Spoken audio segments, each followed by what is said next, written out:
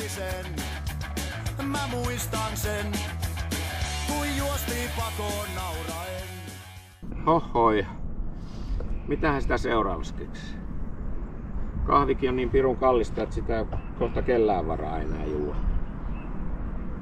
Paljon muutakin tekemistä. Koulurauha pitäisi saada kuntoon. Nuorille harrastusmahdollisuuksia.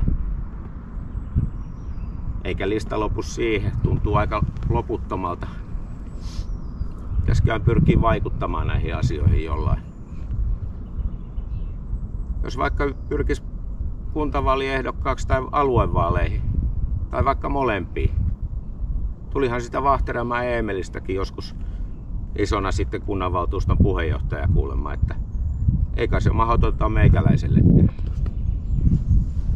Pitää varmaan ruveta selvittää, että miten pääsisi ehdokkaaksi tai pystyisi ruveta vaikuttamaan asioihin. Ei siinä mitään. Mulla nyt peltipaitakin on näköjään valmiiksi päällä, että edes kun hommiin vaan pitäisi päästä. No niin, niinhän siinä sitten kävi, että ehdokkaaksi päästiin ja vaalityöhön kentälle.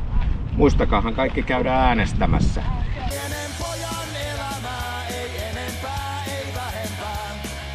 Tennarit vilkkuen mettää juoksee. Vaan äänestämään, niin kyllä tästä hyvä tulee sitten.